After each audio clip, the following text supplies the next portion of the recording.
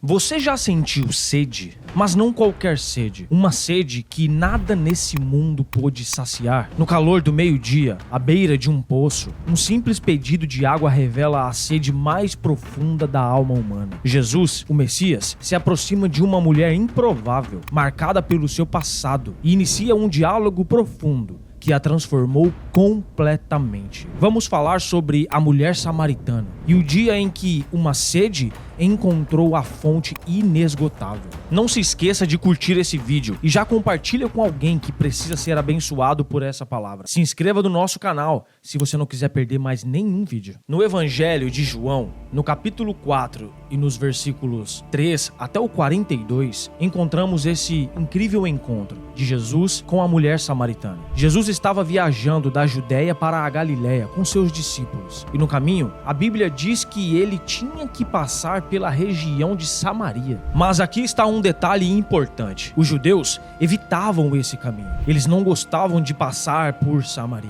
Normalmente, preferiam até um caminho mais longo. Tudo para evitar qualquer contato com os samaritanos. Isso porque existia uma rivalidade de séculos entre os judeus e os samaritanos. Vamos voltar um pouco no tempo para entender quem eram os samaritanos.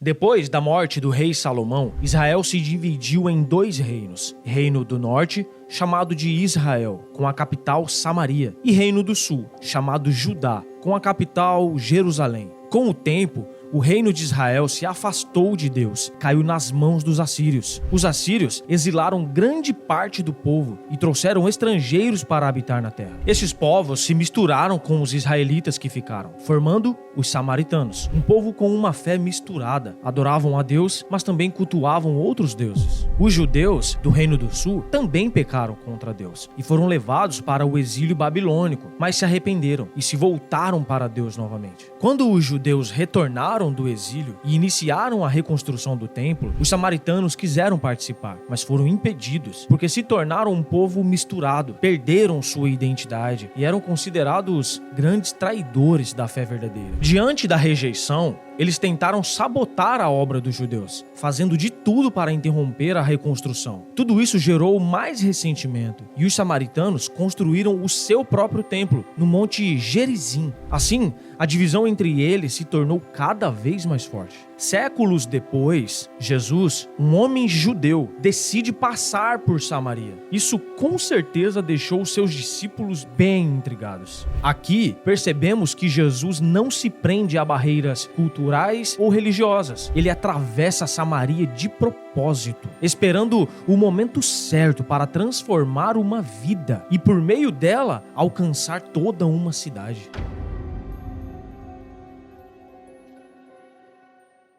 Cansado da viagem, Jesus para junto ao poço de Jacó, próximo à cidade de Sicar, por volta do meio-dia. Enquanto isso, os discípulos tinham ido até o centro da cidade comprar comida. Pouco tempo depois, uma mulher samaritana chega ao poço para tirar a água. Normalmente, as mulheres buscavam água pela manhã, bem cedo, quando ainda era mais fresco. O fato de essa mulher estar no poço ao meio-dia era totalmente incomum. Provavelmente ela fazia isso para evitar a companhia de outras pessoas, talvez por causa de sua má reputação ou por um sentimento de exclusão da sociedade. Então, de uma maneira inesperada, Jesus diz para ela: "Por favor, me dê um pouco de água." Surpresa, a mulher responde: "O Senhor é judeu e eu sou samaritana. Então como é que o Senhor me pede água?" Essa reação não era apenas pelo preconceito entre os judeus e os samaritanos, mas também porque na cultura da época, um homem não falava publicamente com uma mulher desconhecida, ainda mais uma mulher de reputação duvidosa. Jesus, nesse momento, rompe todas as barreiras sociais, culturais, religiosas. Ele responde: "Se você soubesse o que Deus pode dar e quem é que está lhe pedindo água, você pediria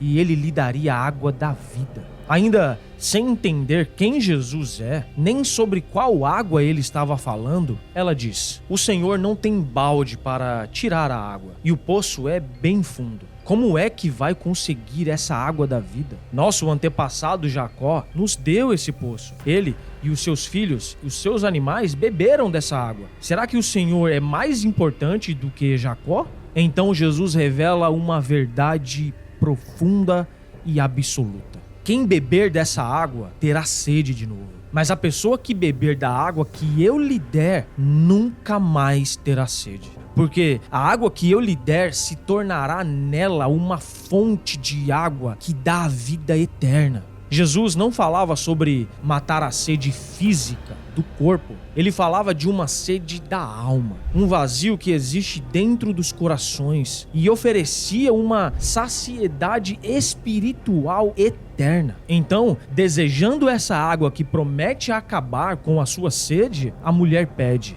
por favor, me dê dessa água. Assim eu nunca mais terei sede e não precisarei mais vir aqui buscar dessa água. Mas Jesus a desafia de uma forma totalmente inesperada. Vá chamar o seu marido e volte aqui. Ela hesita e responde que não tem marido. Jesus, demonstrando a profundidade e a grandeza de seu conhecimento sobrenatural, revela: você está certa ao dizer que não tem marido, pois já teve 5. E este que você tem agora não é de fato seu marido. Sim, você falou a verdade. Jesus sabia exatamente quem era essa mulher. Sabia tudo que ela já tinha passado em sua vida. Aqui, ele revela que ela já tinha casado 5 vezes e estava no 6º relacionamento. Ela era considerada uma mulher de má fama exatamente por isso. Todos os relacionamentos que ela passou prova quão abandonada e rejeitada ela se sentia e quantas frustrações já tinha vivido. Jesus mostra que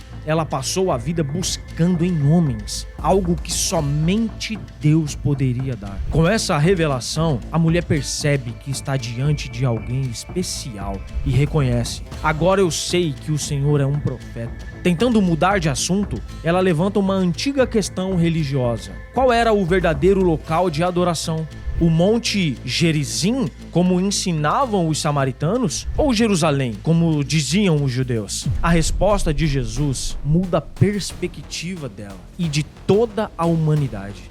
Mulher, creia no que eu te digo. Chegará o tempo em que ninguém vai adorar a Deus, nem neste monte, nem em Jerusalém. Vocês, samaritanos, não sabem o que adoram, mas nós sabemos o que adoramos, porque a salvação vem dos judeus. Mas virá o tempo, e de fato já chegou, em que os verdadeiros adoradores vão adorar o Pai em espírito e em verdade, pois são esses que o Pai quer que o adorem. Deus é espírito, e por isso os que o adoram devem adorá-lo em espírito e em verdade. Jesus ensina que a verdadeira adoração não está presa a um lugar físico, mas deve brotar de um coração sincero, que tenha o desejo de buscar a Deus. Com esse ensinamento, Jesus coloca fim à religiosidade da época, mostrando que ele é o cumprimento de toda a lei e o verdadeiro sacrifício. Não precisamos mais de um templo ou um lugar fixo para adorar, porque agora nós somos o templo, a habitação de Deus. Por fim, a mulher menciona a esperança na vinda do Messias, dizendo: eu sei que o Messias, chamado Cristo, tem de vir, e quando ele vier vai explicar tudo para nós. Essas palavras provam que ela aguardava e ansiava pela vinda do Messias, com a esperança de que ele colocaria ordem em todas as coisas, traria direção e significado para tudo. Então, Jesus faz a grande revelação de seu ministério: pois eu, que estou falando com você, sou o Messias. Ouvir essas palavras poderosas, vindo do próprio Cristo, causaram nela um impacto muito profundo. Uma mulher rejeitada, machucada e desprezada, mas que agora o Messias estava ali por causa dela. Jesus foi até Samaria, especificamente para ter essa conversa com ela. O fato de Jesus ter esse encontro com ela em uma fonte não é uma simples coincidência. Jesus revela que, de fato, ela tinha uma sede profunda em sua alma e passou a vida toda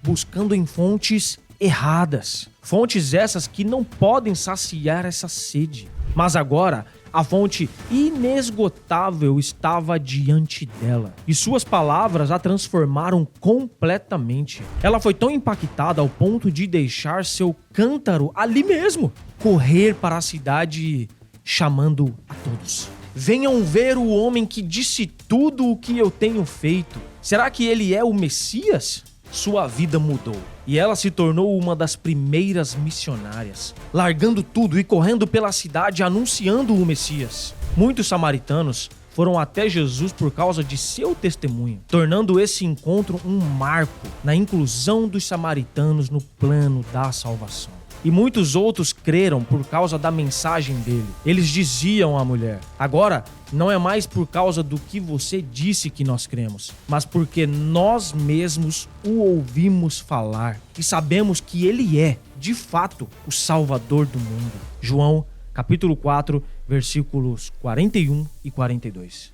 Jesus mostrou que ele veio buscar e salvar a todos, sem distinção. Ele ofereceu à mulher samaritana a verdadeira água viva. E essa mesma água ele nos oferece hoje. Só ele é capaz de preencher o vazio dos corações e de dar sentido à vida, pois ele é a fonte da vida. Seja qual for a sua sede, Jesus é a fonte inesgotável que pode saciar sua alma para sempre.